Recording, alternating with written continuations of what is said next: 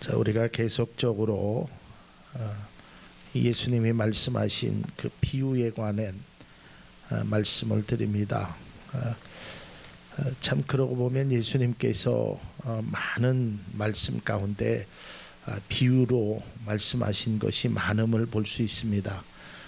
우리가 2019년도부터 비유에 관한 말씀을 드렸는데 벌써 이제 5개월.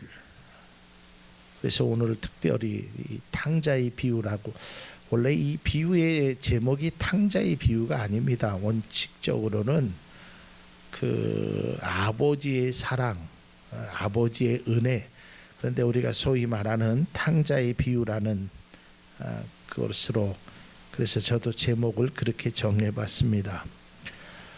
본문에 나타나는 이 비유는 예수님이 말씀하신 비유 중에서 가장 길고 아주 자세하게 치밀하게 설명이 되어 있습니다.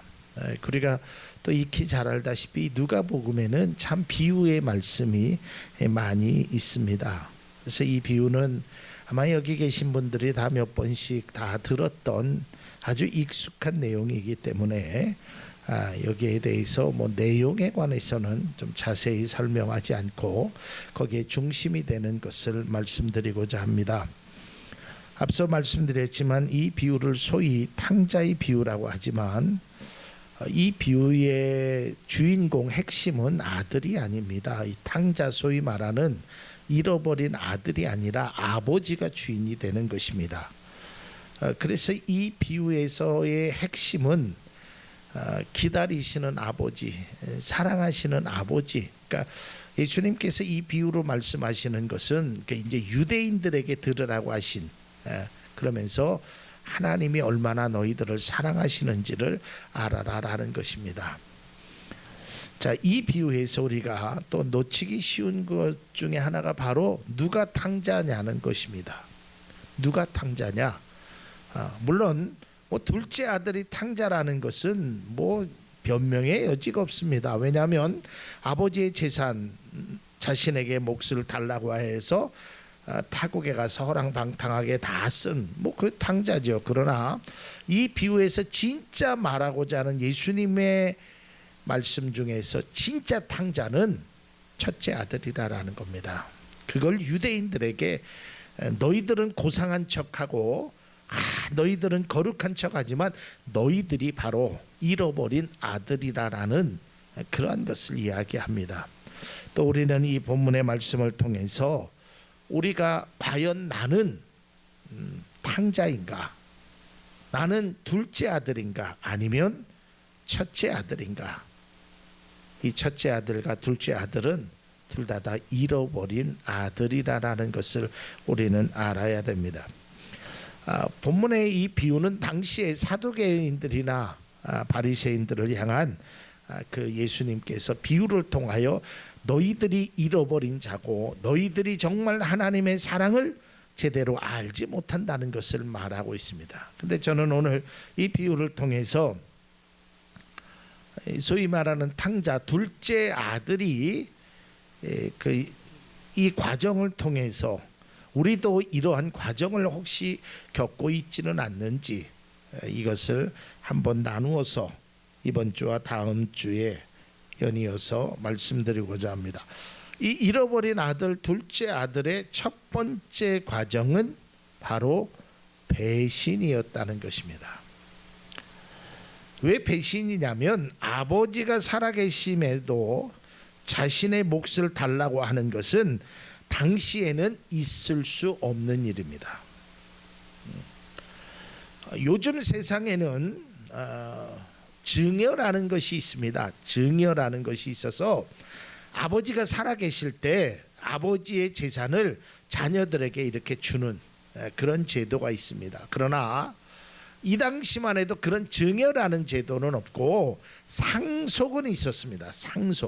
상속은 뭐냐면 우리가 잘 아는 대로 죽은 후에 자녀들에게 몫을 주는 것입니다. 그런데 아버지가 살아계시는데 아버지한테 그 몫을 달라고 하는 것은, 여기서 몫을 달라고 하는 것은 아버지의 생명의 일부를 달라고 하는 거예요. 원어적인 의미로 그런 것이 있습니다. 누가복음 15장 12절에 보면 작은 아들이 아버지에게 말하기를 아버지 재산 가운데 내게 돌아올 몫을 내게 주십시오라고 하는 것입니다. 이것은 바로 아버지에 대해서 배신 행위라는 것입니다. 여기서부터 작은 아들의 큰 잘못이 됩니다. 어떤 잘못이요? 나는 아버지를 떠나겠다라는 겁니다. 재산을 달라고 하는 것보다 더 잘못된 것이 뭐냐면 아버지를 떠났다는 거예요. 여러분, 배신이라는 말이 뭐예요? 배교라는 것이 뭐예요? 변한 거 아니겠어요? 그를 떠나는 겁니다. 그는 아버지를 떠난다는 생각 속에서 그냥 떠날 수는 없고 아버지 앞에 몫을 달라고 하는 거예요. 그 명분을 찾기 위해서 그는 떠나겠다라는 것입니다. 뭐가 먼저일까요? 떠나기 위해서 돈을 달라고 한 것일까요? 돈을 받기 위해서 떠난 것일까요? 이 얘기는 먼저 돈을 받기를 원했어요. 또 반대로 떠나기를 원했어요. 이 두 가지를 다 얻고자 했던 거예요. 그리스도인들 중에서도 자신의 명분에 따라서 자신의 생각에 따라서 배신을 하는 행위들이 많습니다. 누구를 배신해요? 하나님을 배신하는 거예요. 제가 얼마 전에도 이 말씀을 가지고 설교했습니다. 예레미야 2장 13절에 있는 말씀입니다. 내 백성이 두 가지 악을 행하였나니 곧 그들이 생수의 근원되는 나를 버린 것과 스스로 웅덩이를 판 것인데 그것은 그물을 가두지 못할 터진 웅덩이들이. 이게 뭐예요? 아버지를 떠나고 스스로 웅덩이를 파는 거예요. 그러니까 하나님 떠나서 살아갈 수 있다라는 겁니다. 여러분, 세상의 가장 큰 교만이 뭐냐? 적어도 그리스도인들에게 있어서 가장 큰 교만은 하나님을 떠나서 살 수 있다라는 거예요. 하나님 앞에 고개를 뻣뻣이 내고 말을 교만스럽게 하는 것도 잘못이지만 그거보다 더 큰 잘못은 하나님을 떠나서 살 수 있다라는 것, 이거는 행해서는 안 될 교만이라는 거예요. 여러분, 예수님이 분명히 말씀하셨잖아요. 요한복음 15장 5절에 나는 포도나무여 너희는 가지라. 그가 내 안에 내가 그 안에 거하면 사람이 열매를 많이 맺나니 나를 떠나서는 너희가 아무것도 할 수 없다. 떠나. 자, 그런데 여기서 떠난다는 게 두 가지 의미가 있어요. 작은 아들도 떠났거든요. 근데 큰 아들도 떠난 겁니다. 오늘 예수님이 이 비유에서 이걸 말씀하고자 하는 거예요. 작은 아들만 배신을 한 게 아니에요. 큰 아들도 배신을 한 거예요.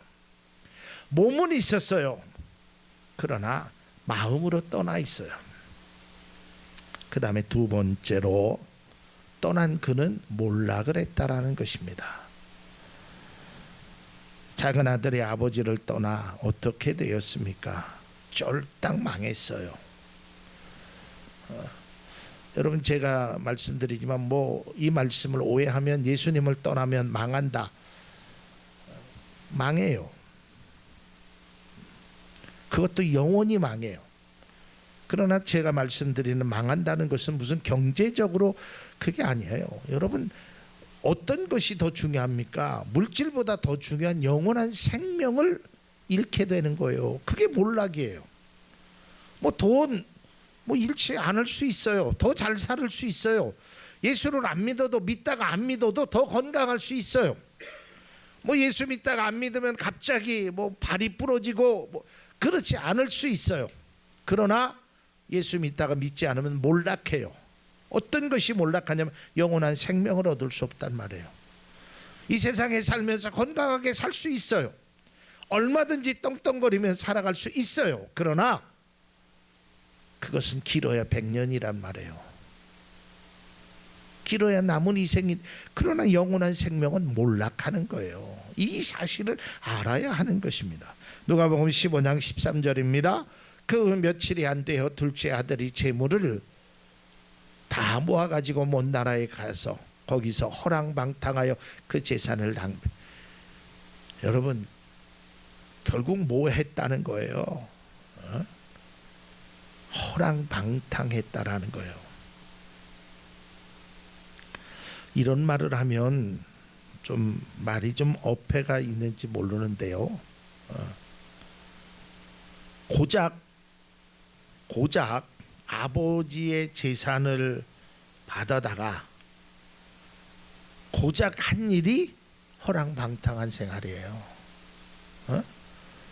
그리스도인들 중에도 뭐 자기가 뭔가가 안 맞아서 뭐 하나님을 떠났다 칩시다. 뭐 자기 나름대로 고민하고 생각하고 떠났다 칩시다. 그런데 고작 하는 일을 보면 허랑방탕한 생활이에요. 바른 생활하지 않아요. 왜냐하면 바른 생활 할 사람 같으면 떠나지 않는다는 거예요. 아니 고작 아버지를 떠나서 행한 일이 뭐 좀 근사한 일을, 좀 멋진 일을 자기 인생에 좀 뭔가 계획적으로 그 일을 한 게 아니라 뭐 했다 그랬어요? 허랑방탕했다 그랬어요. 큰아들도 이런 이야기를 합니다. 누가복음 15장 30절에 보면 아버지의 살림을 창녀들과 함께 삼켜버린 이 아들이 돌아왔다라고 얘기해요. 그러니까 허랑방탕한 거를 한 거예요. 고작 그거를 행했다는 거예요. 그가 아버지를 떠나서 허랑방탕한 생활을 합니다. 특별한 계기가 있었던 것도 아니고 오직 자신의 육체적인 만족을 위하여 떠나겠다라는 거예요. 이런 일들이요, 오늘날 그리스도인들 중에도 많이 존재한다는 겁니다. 뭐 때문에요? 자기 육체의 만족을 위해서, 그걸 위해서 하나님을 떠나겠다라는 겁니다. 마지막 세 번째, 어떻게 되었습니까? 몰락한 그는 절망감이 찾아옵니다. 내가 이러려고 아버지를 떠났나? 내가 고작 이 일을 행하려고? 절망이 그에게 찾아오기 시작합니다. 작은 아들은 돈을 물쓰듯이 쓰다가 올 것이 왔습니다. 알거지가 되었습니다. 그런데 하필이면 그때 그 지역에 흉년이 들었습니다. 우리가 이 비유에서 또 한 가지 생각해야 될 게 뭐냐면, 이 아들은 유대인이었습니다. 당시에. 여러분, 유대인들이요, 하나님의 자녀가 타국에 갔다라는 말은 이방 나라에 갔다라는 거죠. 그렇죠? 이방 나라에 가서 이방인의 종이 되었다는 거예요. 와, 이게 충격적인 겁니다. 오늘날 뭐 설교상에서 이런 말하긴 그렇지만 그래도 우리나라 사람들이 아직까지도 일본에 대해서 감정이 안 좋잖아요. 아버지 앞에 대단한 이야기하고 떠난 게 일본 가고, 일본 가서 종로로 타고 있으면 마음이 어떻겠느냐는 말이에요. 그런데 한술 더 떠서 무슨 일을 하냐면 돼지를 치는 일을 합니다. 여러분들도 알다시피 유대인들이 가장 혐오하는 짐승의 1호가 돼지입니다. 그 다음에 개예요. 여러분, 귀신이 어디에 들어가 있죠? 돼지떼로 들어가잖아요. 그죠? 그리고 수로보니게 여인이 이야기하잖아요. 예수님께서 자녀들의 떡을 취하여 개들에게 줌이 마땅하지 않다. 그러니까 개나 개, 돼지는 동급이에요. 근데 그걸 한다라는 거예요. 자존심 상하지요. 그런데 그뿐만 아니라 돼지도 잘 안 먹는 쥐염 열매를 먹는다는 거예요. 왜요? 하나님을 떠났기 때문에, 아버지를 떠났기 때문에. 누가? 아버지의 자녀가. 하나님의 자녀는, 하나님을 떠난 삶은 이렇게 되는 것입니다. 제가 앞서도 얘기했지만 우리가 육적으로나 외형적으로 몰락하지 않을 수 있어요. 예수 믿다가 믿지 않으면 앞서 얘기했지만 하루아침에 무슨 교통사고가 나가고 문제가, 절대 그렇지 않습니다. 그게 교통사고는 예수를 믿는 사람도 날 수 있어요. 그런 것이 몰락이 아니에요. 진짜 중요한 몰락은 영원의 몰락이란 말이에요. 근데 우리는 육신적인 몰락이 되지 않다고 해서 절망감은 없어요. 아이고, 나 교회 안 다니면 배랑 맞을 줄 알았는데 안 다녀도 아주 좋기만 하네. 근데 직접 들은 이야기예요. 믿음의 사람한테 들었던 이야기란 말이에요. 교회를 안 다니면 큰일이 날 줄 알았는데 처음에는 좀 이상하더니 시간 지나니까 아무렇지도 않아. 충청도 말로 아무렇지 않아. 아무렇지 않아. 그래, 맞아요. 아무렇지 않을 수 있어요. 그런데 그 삶은 몰락이란 말이에요. 왜 몰락인지 앞서도 얘기했지만 영혼의 몰락이란 말이에요. 이 세상은 떵떵거리고 재밌고 즐겁게 얼마든지 살 수 있어요. 주일날 예배를 드리는 이 시간에 세상에서 살아갈 수 있어요. 나름대로 재미있다라고 생각할 수 있어요. 그러나 영혼을 생각하면 그 사람은 몰락이란 말이에요. 그걸 깨닫지 못하는 거예요.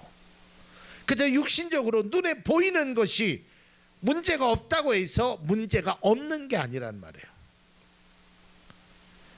오늘 이 둘째 아들처럼 외형적으로 몰락할 수 있는 사람도 있지만 그것이 전부가 아니라는 거예요. 영적으로 몰락한다라는 것이에요. 우리는 결코 하나님을 떠난 삶은 생각하지도 말아야 합니다. 그렇다면 마지막으로 어떤 삶이 하나님을 떠난 삶일까요? 앞서도 얘기했습니다. 작은 아들만 하나님을 떠난, 아버지를 떠난 것이 아니라 큰 아들도 아버지를 떠난 거예요. 마음이 떠났다는 거예요. 중심이 떠나 있으면 안 되는 겁니다. 몸만 있으면 안 되는 것입니다. 그래서 예수님께서 말씀하셨죠. 마태복음 22장 37절에 예수께서 이르시되 내 마음을 다하고 목숨을 다하고 뜻을 다하여 주 너희 하나님을 사랑하라. 이것이 첫째 되는 계명. 마음을 다해야 돼요. 육신은 아무것도 아닙니다. 성경적으로 보면 우리가 이건 그냥 빈 껍데기예요. 빈 껍데기. 아무것도 아니에요.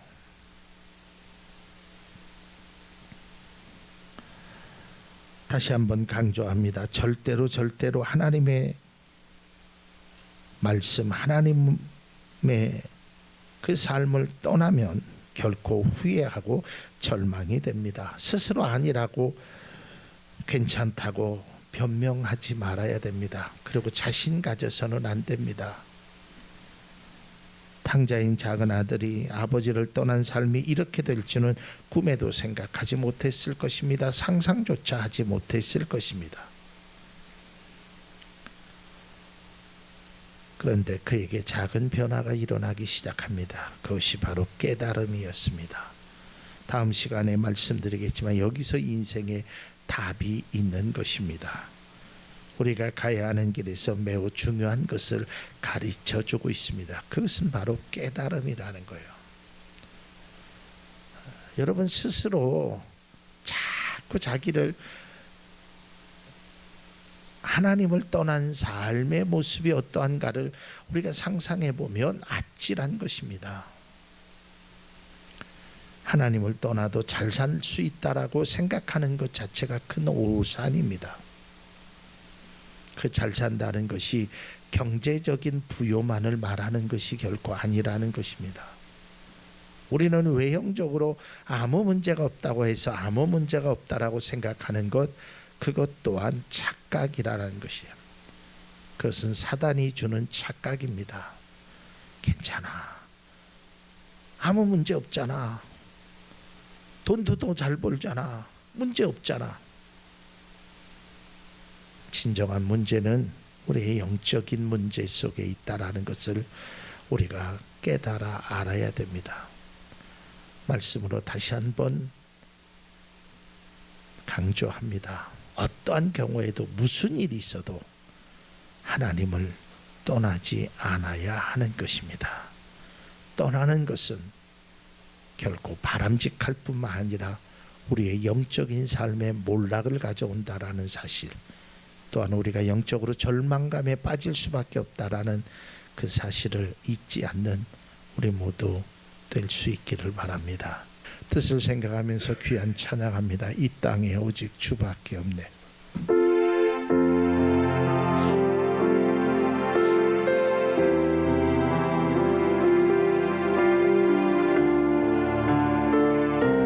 믿음으로 고백하기 바랍니다.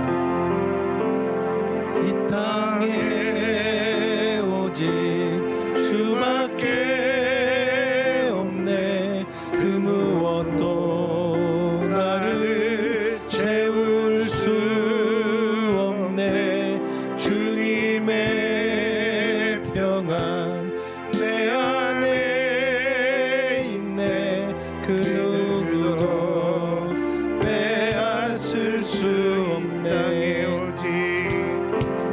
이 땅에 오직 주밖에 없네. 그 무엇도 나를 채울 수 없네. 주님의 평안 내 안에 있네. 그 누구도 빼앗을 수 없네. 이 땅에 오직 주밖에 없네. 그 누구도 나를 채울 수 없네. 주님의 평안 내 안에 있네. 그 누구도 빼앗을 수 없네. 이 땅에 오직 주밖에 없네. 그 무엇도 나를 채울 수 없네. 주님의 평안 내 안에 있네. 그 누구도 빼앗을 수 없네.